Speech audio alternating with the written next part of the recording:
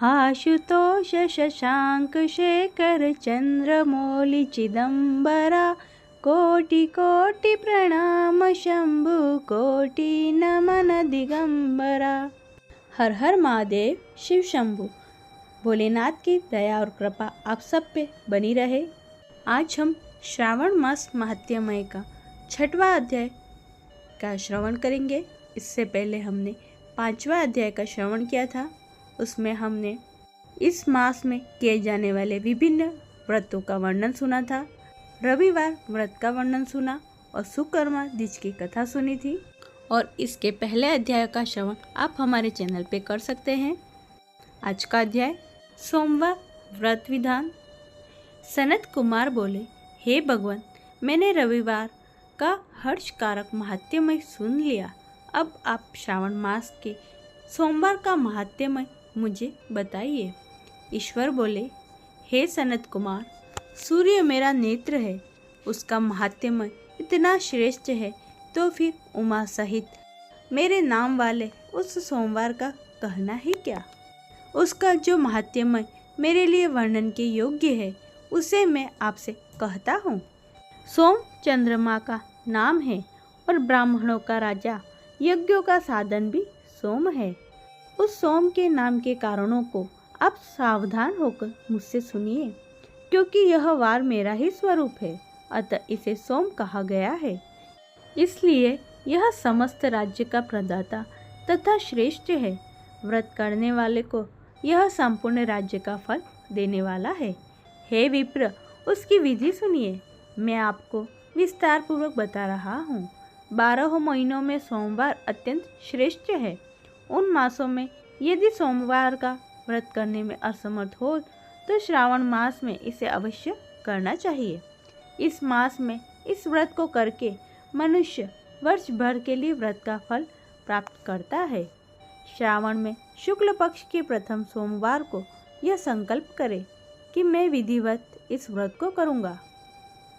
शिव जी मुझ पर प्रसन्न हो। इस प्रकार चारों सोमवार के दिन यदि 5 हो जाए तो उसमें भी प्रातः यह संकल्प करें और रात्रि में शिव जी का पूजन करें।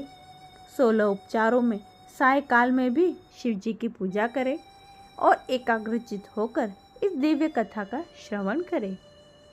हे सनत कुमार, इस सोमवार को कही जाने वाली विधि को अब मुझसे सुनिए। श्रावण मास के प्रथम सोमवार को इस श्रेष्ठ व्रत को प्रारंभ करना चाहिए।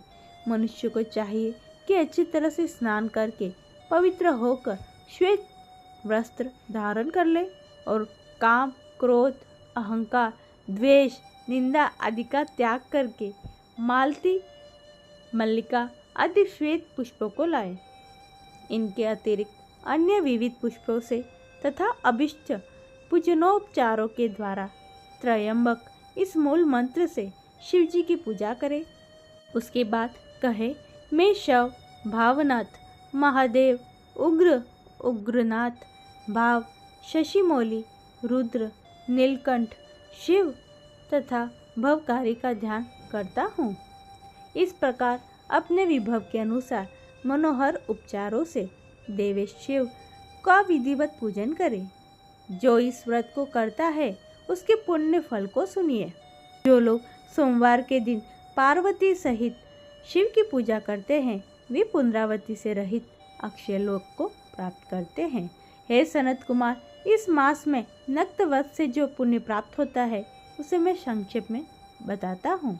देवताओं और दानवों में से 90 के 7 जन्मों का अर्जित पाप नक्त भोजन से नष्ट हो जाता है, इसमें संदेह नहीं करना चाहिए। अथवा इस अच्युतम व्रत को उपवास पूर्वक करे। इसे करने से पुत्र की इच्छा रखने वाला मनुष्य पुत्र प्राप्त करता है और धन चाहने वाला धन प्राप्त करता है। वह जिस जिस अभिष्ट की कामना करता है उसे पाया जाता है। इसे लोक में दीर्घकालिक वांछित सुखों भोगों को भोग कर अंत में श्रेष्ठ विमान पर आरूढ़ होकर वह रुद्रलोक में प्रतिष्ठा प्राप्त करता है। चित्त चंचल है, धन चंचल है और जीवन भी चंचल है, ऐसा समझकर प्रयत्न पूर्वक व्रत का उद्यापन करना चाहिए। चांदी के वृषभ पर विराजमान सुवर्ण निर्मित शिव तथा पार्वती जी की प्रतिमा अपने सामर्थ्य के अनुसार बनवानी चाहिए। इसमें धन की कृपणता नहीं करनी चाहिए। इसके बाद एक दिव्य तथा शुभ लिंगतोभद्र मंडल बनाए तथा उसमें 2 श्वेत वस्त्रों से युक्त एक घट स्थापित करें। घट के ऊपर तांबे अथवा बांस का बना हुआ पात्र रखे। उसके ऊपर उमा सहित शिव को स्थापित कर ले। इसके बाद श्रुति स्मृति तथा पुराणों में कहे गए मंत्रों से शिव की पूजा करें। पुष्पों का मंडप बनाए तथा उसके ऊपर सुंदर चंदोवा लगाए। उसमें गीतों तथा बाजों की मधुर ध्वनि के साथ रात में जागरण करें।